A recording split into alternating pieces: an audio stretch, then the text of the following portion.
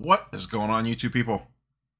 Northeast Ohio Cards and Comics here for a little 60-day / 2-month NBA market check-in.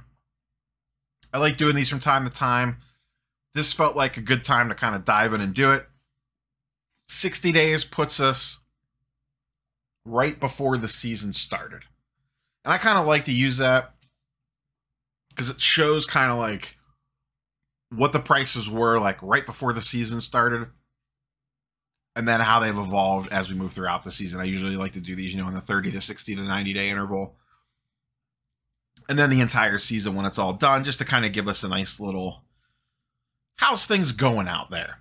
I think we know, but just want to kind of to dive into the data and see what's going on. Who's up, who's down, who's green, who's red. So smash the like button, subscribe if you're not. I don't stress this very often, but if you're not subscribed to the channel, the button's right there. Just click it. You watch them almost every day anyways. You might as well just be subscribed so they pop into the subscription feed. That's all I'm saying. Anyway, a bunch of market mover stuff, link in the description down below. Guys and girls know the drill. Discount code, coupon codes, whole 9 yards if you want these fancy charts and graphs. So today, we are in price movements by card. I have a bunch of different filters on. Basketball, PSA 10 only. And then I limited it by sets because I just wanted to see the core stuff. I didn't want to get a bunch of extra junk. So I have Prism, Topps, Topps Chrome, Optic, and Select. So that covers the ultra modern side of things. Topps and Topps Chrome covers the older stuff, your LeBrons, your Kobes, that sort of stuff. I do have it restricted by variation as well over here on the left-hand side, just kind of give you guys and girls an idea of the data set that I'm pulling from here. We have selected base, all the select silvers, concourse, courtside, premier level, silvers, hollows, and then I put in a couple different levels of refractors, once again, to cover the Topps Chrome stuff, just in case it came into play. And then I also included in, actually I forgot, I went and added them real quick, the base versions of select, premier level, concourse, and courtside. So once again, that kind of gives us all the core products, filters out a lot of fluff. And then I have it set on minimum number of sales of 4. So at least 4 cards would have needed to sold for it to come up on the report. I say this all the time. Me personally, the price movements by card and by player charts, other than like looking up an individual card, are the ones I use the most when I'm doing just random research into stuff. I like all the different filters and things you can put on to just kind of get what you're looking for and filter out a lot of noise. I didn't want a bunch of random inserts. I didn't want my house, you know what I mean? So just helps clean a lot of that stuff up. We're going to start first, percentage change. So the things that went up the most percentage-wise. And you're going to notice a theme here. So scrolling through, number 1 on the list, Malik Beasley, PSA 10 Optic. You get some really random stuff on here sometimes. Up 353%. From $3.75 to $17. So if you loaded up on Malik Beasley in the preseason, you're looking good now. Scrolling down, Jarrett Allen, not surprised, Cavs guy, not a ton up. Once again, huge percentage-wise. $10 for his PSA 10 base, up to $42. We're not going to touch on every player here, just kind of giving you a vibe. And then the thing that you're going to notice here are a bunch of low expectation / under the radar guys. And remember, think back to when before the season started. Right before the season started, no one was talking about the Cavs and Jarrett Allen. We got T-Mac on the list, another Jarrett Allen, a Derek White, who's having a really good season. Miles Bridges, not surprising. This is his Concourse Silver, is up 180%. That's a $900 increase on that one. That's a pretty big jump. We'll probably be talking about that card again here in a minute. Jarrett Allen Silver, not surprising. DeMar DeRozan, also breakout season compared to expectations. Jalen Brunson playing pretty well this year. Nasir Little, Allen Iverson, Fultz, Schroeder, Talen Horton-Tucker. But you don't notice. So we are about halfway through this list already. We're down to around 40% increases. Anthony Simons. There are no, what do I want to use here? I don't want to say all-star level players because DeRozan is an NBA all-star. basically no one that anyone was talking about is on this list. There's no Lucas, there's no Jaws, there's no Zions, no Tatums, no Browns. DeJounte Murray, not surprising. Derek White, not surprising. Still scrolling here. Darius Garland, optic base, not surprising, up 30%. Scrolling. Darius Garland base. Prism up 24%. And that takes us through the first 50 cards on the list with 22% change-wise. So, once again, the big takeaway there is none of the main guys are up that much, or at least up, at least 20%. I didn't go to the next page. Let's switch the list and let's look at dollar value increase and see what tops the chart that way.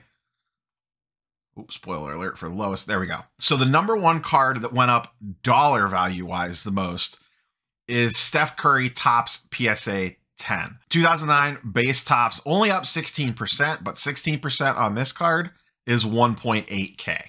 So it is, an $11,000 to $12,000 card. So the dollar amount is large, but the percentage change is not that big. Still, almost a 2K increase is not too shabby. Miles Bridges, we talked about this card earlier, up $900 on his Concourse Silver. This is a pop 6, but 4 of them has sold. So that's interesting. I wonder how many of those actually got graded in the last 60 days. Because if you had one of these laying around, that would be a card worthy of sending express. But that's up to $1,400 now. And then you see a big drop off here. So now we're already down. We went from $1,800 increase to $900 increase to $230 increase at DeMar DeRozan. AI getting a little love. T-Mac, so some retired players. Jarrett Allen, previously mentioned. Sabonis, Miles Bridges again, up $100. This card was way up more than this. In the season, it's pulled back a little bit as he's cooled off. Taylor Horton Tucker, big old THT. Some Darius Garland, once again, not unexpected. LaMelo Ball, but this is only a 3% change. But when his card sells for $3,600, $3,700, doesn't take much to show up on here.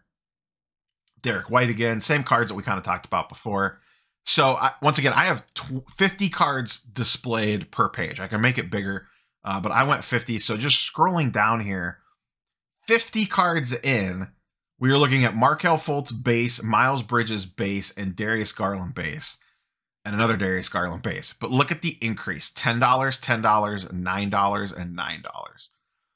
So anything you bought and held in the season, other than Curry, you were most likely in the red on. Let's flip this little chart upside down and let's look at what went down the most dollar value wise. And this, listen, this is a PG-13 to rated R YouTube channel, mostly PG-13. Try not to swear too much. Try not to, anything too graphic. There's going to be a lot of red here, and it's going to be some big numbers. So just prepare yourself. I don't want anyone getting scared. Just hit this button, flip this chart around. Oh boy. Okay. Buckle up, kids. Card down the most dollar value wise. We'll do percentage here in a second. We'll close out with that and then just some kind of like final thoughts on this whole kit and caboodle. Topps Chrome LeBron, PSA 10. One of my personal favorite cards. Down 4.5K since the start of the season. It's currently sitting at a little over $11,000, just under 12. Obviously, LeBron's had a very rocky start to the season with injuries and whatnot. Lucas Silver Prism down 2.8 from the start of the season for a 44% decrease. LeBron base paper 1.6. Luka Optic Hollow 1.6K down. Zach LaVine Silver Prism. He's had a really good season. He's slowed down lately. He was really hot at the beginning of the year. Bulls are still really good, but his play has slowed down. 1.3K down, a 50% decrease. James Harden has been playing fine, but Durant's been carrying that team. 1.2. Speaking of KD, he's having an amazing season. Probably one of the finalists for MVP, along with Curry's, to me, is the runaway right now. Everyone seems to think that, but KD is on the short list, along with Giannis and probably the Joker again. Durant down 1.1, and that's with him playing extremely well. Durant looks fantastic this season, but he's down to 3.6K for his Topps Chrome PSA 10. Zion, not surprising, down 36%, 1.1. Interesting that he's only down 36% when some of these other guys are down a lot more. Luka courtside down $1,000. Luka silver concourse down $1,000. Michael Porter Jr. bloodbath courtside silver down almost $1,000 in big percentages. Spoilers for biggest percentage losers. MPJ is on that a lot from what I remember. Talked about this card the other day, I think about a week ago in a video. Topps base Kobe PSA 10 down 40%, $875. Donovan Mitchell down 50%, $722. Then the hits keep coming. Here's Tatum down $700. Jaylen Brown, Zion, Porter Jr. Ja Morant down $615 for a 32% decrease. And scrolling down. So the curious thing here is when you get to the bottom of this list, when you get 50 deep on the other list, you were at $10 in the green. On this list, 50 cards deep, you're still $300 in the red. So that just tells you got a lot more to go. Here down here at the bottom, KPJ silver down 65%, $290. Once we're not going to go through all these line by line, but you get the point here. The other interesting thing here is this column right here. The volume change percentage shows how much increase in sales there has been to the prior 60-day period. So we went back 60 days here. That took us to right before the season started in mid-October. If you went back 60 days prior to that, that would take you in the mid-August. So just after the National. So from just after the National until the season started, and then the next 60-day chunk, 60% more LeBron Topps Chromes have sold. 67% Luka Silvers have sold. Luka Optic Holo, 133% more have sold in the last 60 days than the 60 days prior to that. And I'm just going to scroll down here. Look at all the green in the volume change percentage column. How much more? 40% increase, 107% increase, 340. Now that makes sense. It's Anthony Edwards. There's more of those coming back from grading. I get that one. Ja Morant up 73%. Also not surprising because he started the season so hot. Some of these don't have because they weren't in the previous 60 days. Once again, Anthony Edwards, LaMelo Ball, Optic. Those just recently hit the market. 186% increase on AD base Prism. Morant courtside up 200%. You get the gist. And I already know low-hanging fruit will be, oh, the PSA backlog, the PSA backlog, the PSA backlog. Most of this stuff did not increase that much from PSA. Luka Optic Holos, I could tell you right now, the pop report did not increase by 133% over the last 60 days. I'd be surprised if that many got graded at all. Actually, we could click on this and it'll tell us. So over the last 90 days, 6 have been graded. So don't come at me with the pop report nonsense. Let's look at LeBron's really quick. Topps Chrome. Over the last, let's see, 68. I guess I could do this way. Over the last 60 days, 13 PSA 10s got added onto the pop report for a 0.6% increase. 30 have sold. So it's not like there's tons of these things getting cranked out. What about Luka Silvers just for the hell of it? 12 have been added to the population report over the last 60 days. And that's assumed that those all immediately got sold. 55 have sold in the last 60 days. I'm just saying. This stuff is not pop report driven. 60% KDs didn't come out of PSA, but I know that's what people are going to want to run to is the PSA backlog. Sure. On the LaMelo, Anthony Edwards stuff, the newer stuff, yeah. On the older stuff, not so much. You look at Trae Young here. He's up 165% in number of sales. And if we look at his last 60 days, only 17 have been added to the population report. 90 have sold. So, get off my lawn with the PSA backlog when it comes to this stuff. So essentially what has happened is sellers have drastically outpaced buyers, which, duh. But you could see that by the price decreases. The people that were holding cards are dumping their cards for whatever reason. Maybe it's just because of people are underperforming into the season and they just want to get off of them. Maybe they want to sell before the end of the year. Maybe they need money for Christmas. Consumer confidence has dropped in the sports card market. Who knows? It's probably a little bit of all those, and probably some other things that I'm not even thinking of or mentioning. But this easily shows us that sellers are drastically outpacing buyers, and it is causing prices to go down. Simple. It all comes down to very simple supply and demand. And, I should know. I took macro and microeconomics about 6 times to pass them in college, so I'm well versed in economics. But way more inventory on the market, not enough buyers. We are in price correction mode still.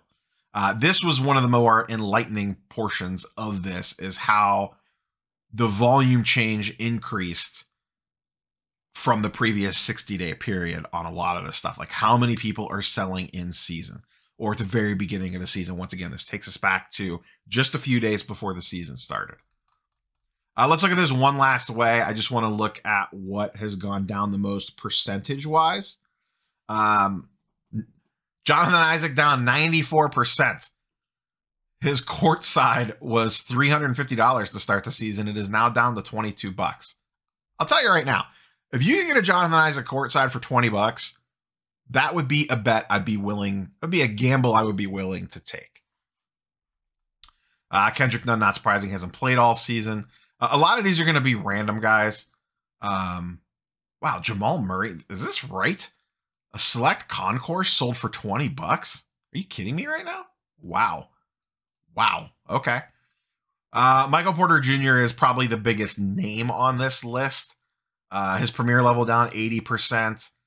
Select silver down 80%. His select silvers are going for $70 now. Silver Prism down 80% from 820 to 182.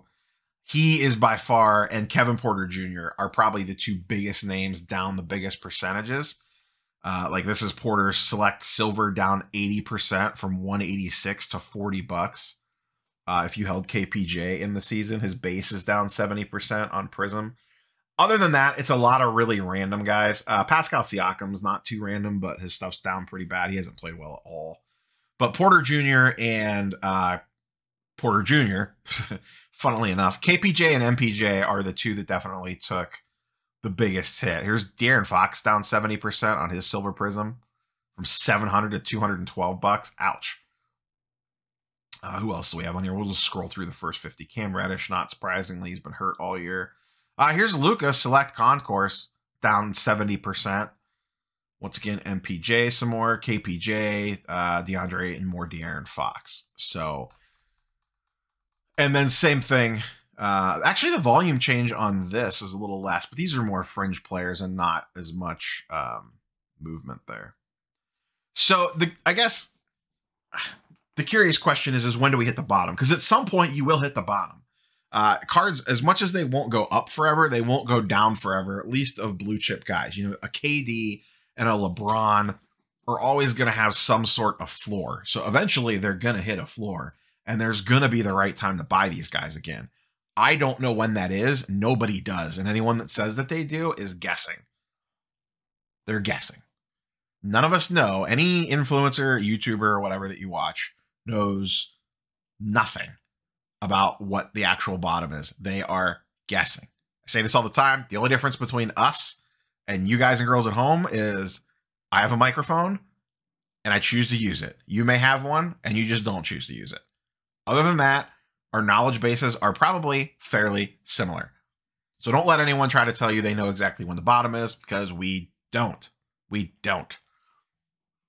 But that being said, at some point in time, there's going to be an opportunity to get into these cards, especially, once again, the KDs, the LeBrons, etc., the more established guys, even the Lukas. Like, Luka has not played great. He's been fine.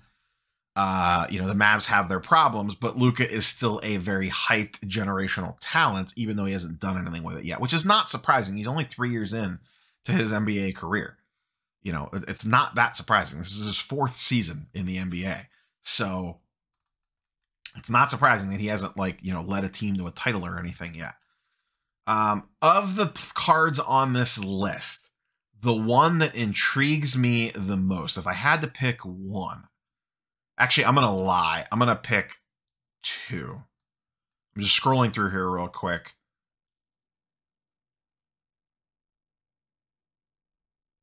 Yeah, the two that intrigue me the most, because once again, these are the cards that have gone down the most. So these cards have lost a ton already.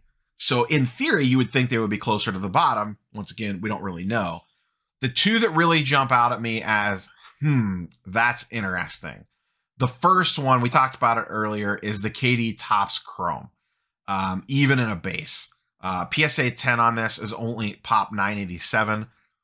KD looks amazing. The Nets look amazing. Well, look amazing-ish. They're playing really well. They may get Kyrie Irving back. Who knows? There's been rumors and speculations of that going around the internet today.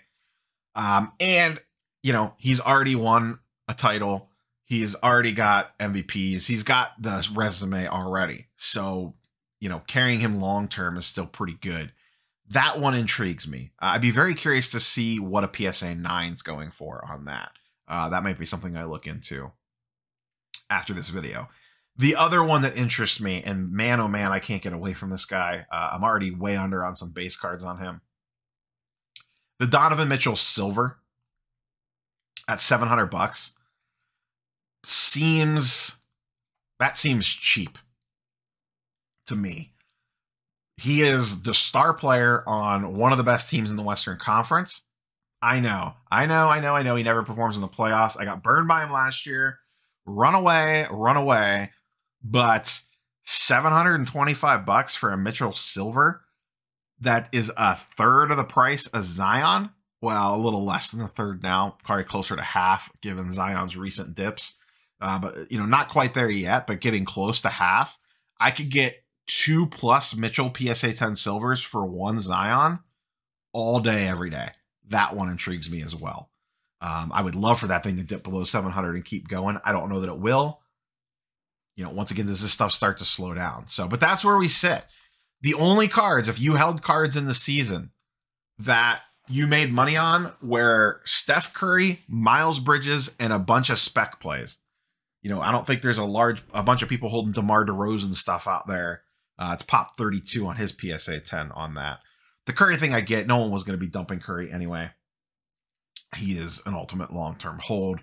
But other than that, it was all prospect guys. Miles Bridges, Jarrett Allen. And the problem with that is like, good luck hitting that. Because as many guys that are up, there's way more that are down or that are flat of the prospect guys. The only thing there is that you got in so cheap that it's fine. We might have to start. I have the rule in football. My for those that, don't pay attention to the football content, my rule in football is don't carry cards in the season. Just sell them all. Unless it's something that's an ultimate long-term hold, which in football is basically just Brady. Football is a little bit of a different beast than basketball. But essentially, we might need a new rule for basketball. If it's not, and even on this, if you were holding KD or LeBron, you lost your ass. If it's not a GOAT generational type player that already has the resume, do you just sell it all before the season starts? Do we adopt the football mentality for all sports? It really seems like it. Just get off this stuff, buy it when you think it's cheap, see if it goes up before the season starts, and then just get out of it. We might need to carry that rule over for the other sports. And this, to be fair, I know a lot of people are going to say, oh, the NBA market this, the NBA market that. Last year's NBA market did the same thing. Now, it had a massive rise in the middle because February happened. Everyone lost their collective minds. But by the end of the NBA season, most stuff was down. Very few things were actually up. So we'll see if this follows suit. It looks like it's going to. Baseball was the same way. Very few players were actually up year over year. If you bought right before the season started, held throughout the season, there was not very many guys that you came out profitable on. Last year's football season, same way. There was like 3 players, Myles Garrett, Josh Allen, and I always forget the third one, Marquise Brown or something stupid. I forget what the third one was. I think it was a wide receiver. Were the only players that were in the green when the season ended. It might not make sense to carry any cards in the season anymore for whatever it is that you're holding. Just unless it's like very low end, spec play stuff. Anything that's established, if you made your money off of it, like Roth Card says, just take the profit. Don't be greedy. Just take the profit and move on. So I don't know. I really don't know. We'll see where things go from here. I'll be curious to do this again in another 30 days in late January or mid-January and do like a little 90-day and see where we're at once we get past Christmas. Do things start to rebound? I will be curious. So that's all I have for you guys and girls. Catch you on the next one. Peace.